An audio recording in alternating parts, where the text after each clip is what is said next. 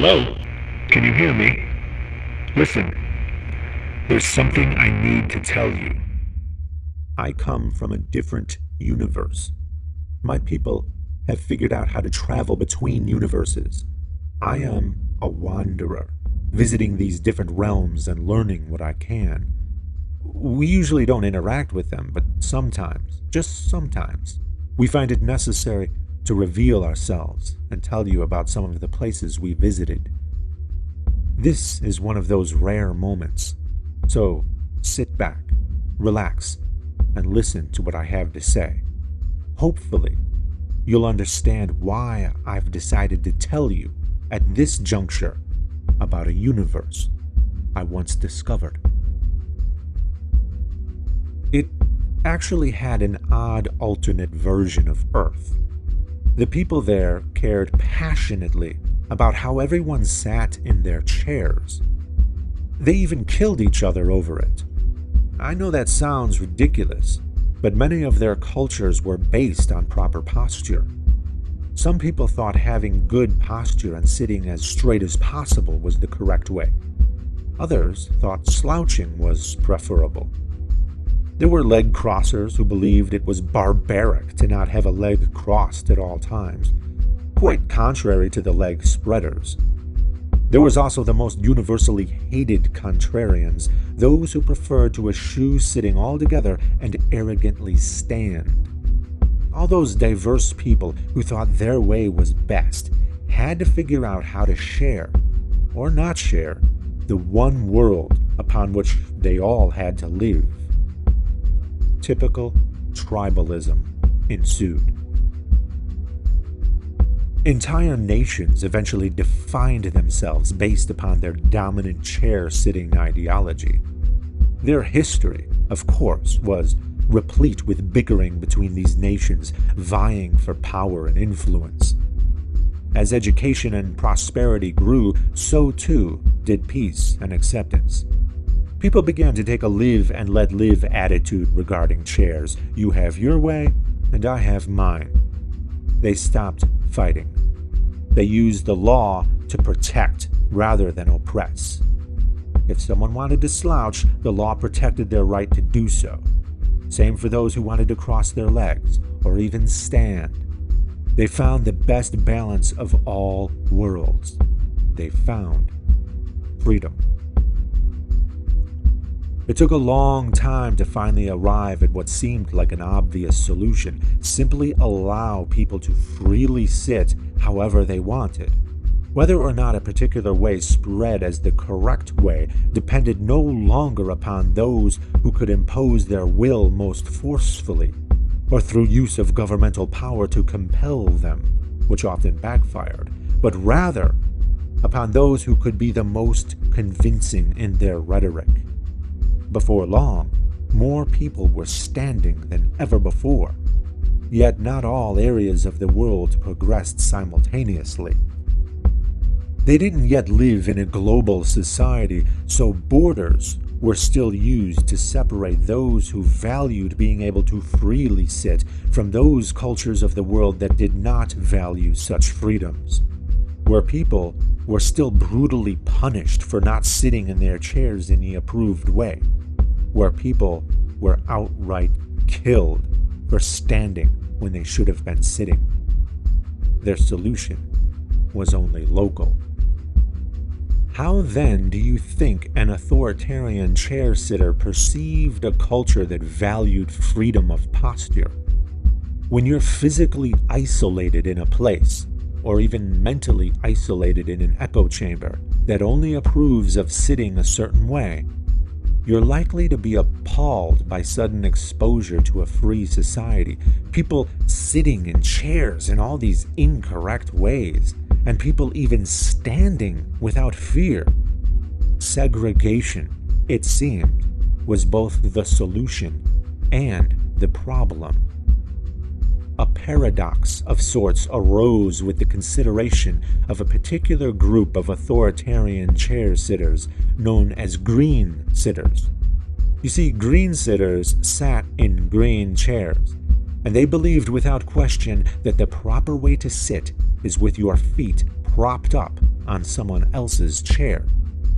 This was a huge problem because their propped feet often prevented others from sitting their preferred way.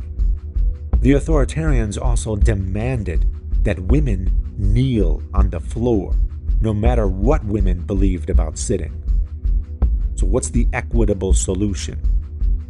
If they accommodated the authoritarian green sitters, then they would have been denying the freedom of everyone else.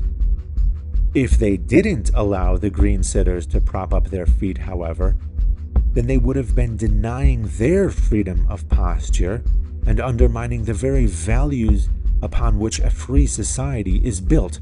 Either way, somebody's freedom had to be violated, right?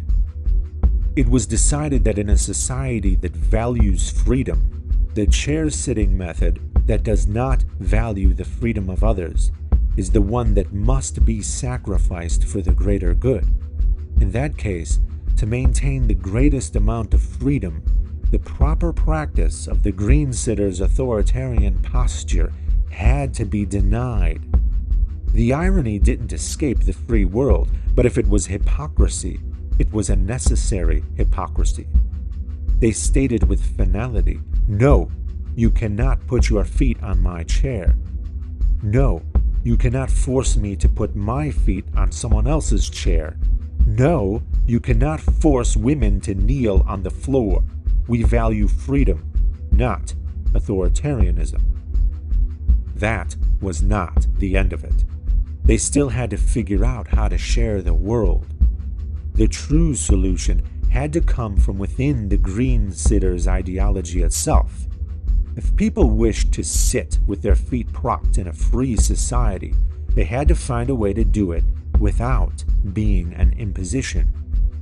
What if some people thought it was acceptable to use an ottoman rather than someone else's chair? What if some women actually preferred to kneel upon the floor and did so fully of their own desire? People who sat that way were not a hindrance to the freedoms of others. Thus, it was agreed by most that those moderates should not face discrimination, though they certainly did face it at times from both sides, by people who failed to recognize them as moderates and by peers who failed to recognize them as true green sitters. So, being inclusive and tolerant did not mean mindlessly accepting everyone with different beliefs. Some beliefs were deeply oppressive and antithetical to tolerance and inclusion. It is not intolerant to reject those beliefs, nor the people who hold them. It is not bigotry to reject and exclude bigoted practices. Unfortunately, the solution wasn't that simple. You see, in their universe, there were colorists, people who hated others for sitting in chairs that weren't the same color as theirs. So, there was yet another layer of this issue to consider. If someone were a colorist, prejudiced against people who sat in green chairs, they could use the justifiable exclusion of green sitter extremists as an excuse to exclude people who just happened to sit in green chairs, regardless of whether they were actually posture extremists. This further complicated the issue by causing well-intentioned people to conflate honest critics of authoritarian feet propping with bigoted chair colorists.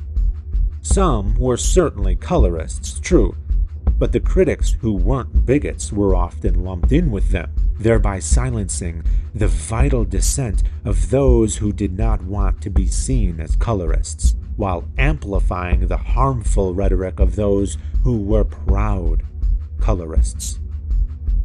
The conflation of colorism with valid criticisms actually harmed green sitters the most, because they were the most negatively affected by the authoritarian version of their own ideology, the ideology most in dire need of criticism. If people valued diversity, then they were obligated to resist the hegemony of ideologies that opposed diversity, like the authoritarianism of radical feet propping. highlighting the extremes polarized the debate, and rather than winning people over to a healthy balance of liberty, they stoked the fires they were trying to put out all along. The colorists needed a justifiable reason to engage in the fight they wanted so badly, and the apologists of the authoritarians handed it to them on a silver platter.